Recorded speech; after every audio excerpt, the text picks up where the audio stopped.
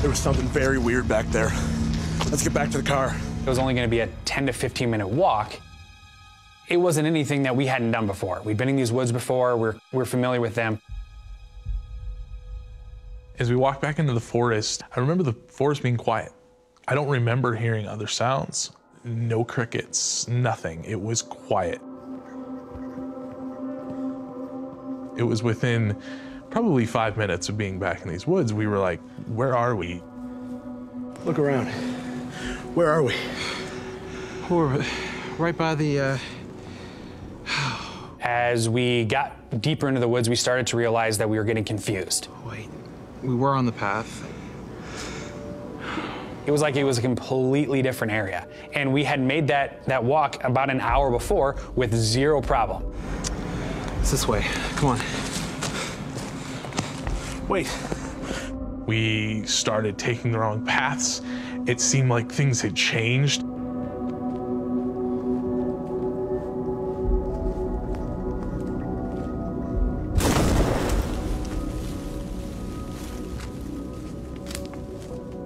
This confusion set in to where we didn't necessarily know which direction we were walking.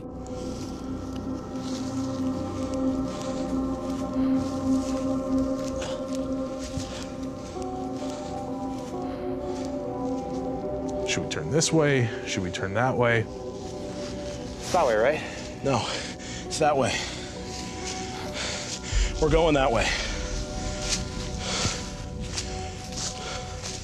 We were irritated, we were frustrated. We're going that way.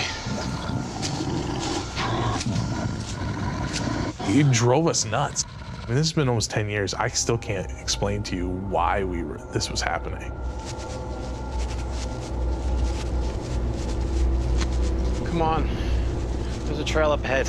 I see ahead of us, there's a path, and we're gonna just walk down that, and I suggest, hey, let's see if we can just follow this path, and maybe this will help us get out. We've already been here. We're walking around in circles, Jesse. Shh. Did you hear that? And in the midst of that, I start to hear like twigs snapping.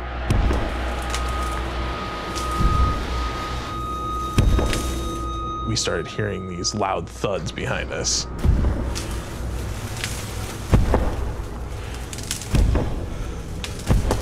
Probably just a deer. And obviously there's a lot of deer in Iowa. So immediately I started to assume it's probably a deer. And it sounded like footsteps, but like heavy footsteps, not like a human. There's no way that's a deer. It was something very large.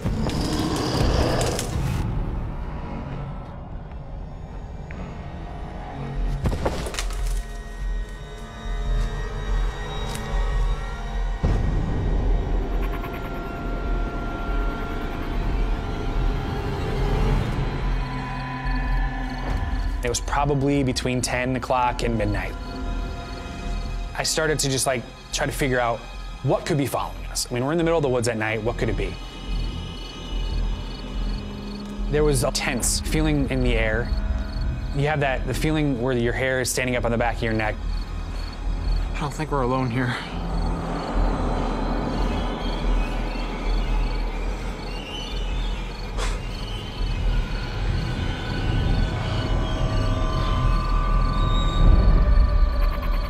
And we look up and we find this very large branch that had been twisted off. 8 foot up, like snapped. It had been like literally just wound and just snapped off. And there was this substance on it. And this clear residue was dripping from the bite mark. Something's been chewing on it? Do you realize how big that thing would have to be to get up there? It looked like saliva dripping down the branch. You're right. We're definitely not alone out here.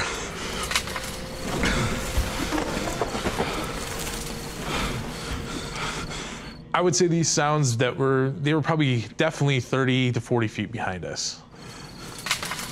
Who's out there? I'm looking and I'm seeing nothing. And that was what also added to the whole confusion. Who's out there?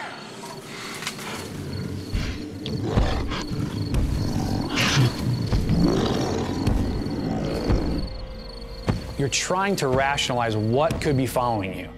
I don't think deer like to follow people.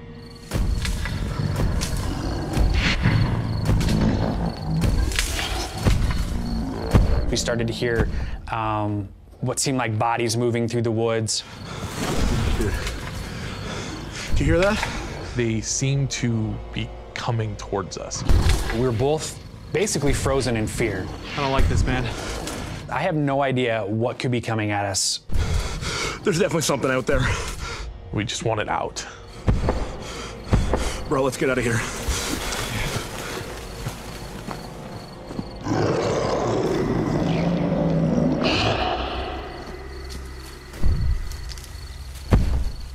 It felt like there's 2 or 3 individual things following us. Seth, wait up.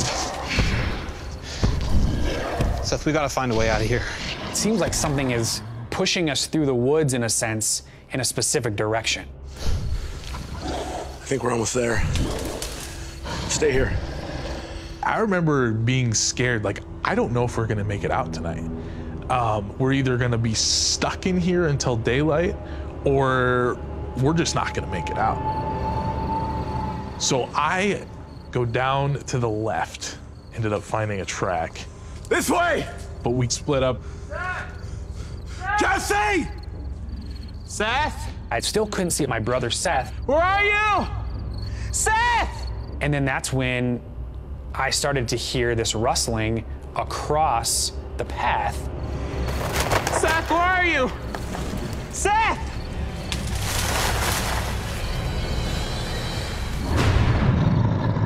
I could see broad, square shoulders covered in hair, a giant head, which was encased with these red eyes, and long flowing hair that drooped down onto the shoulders as well.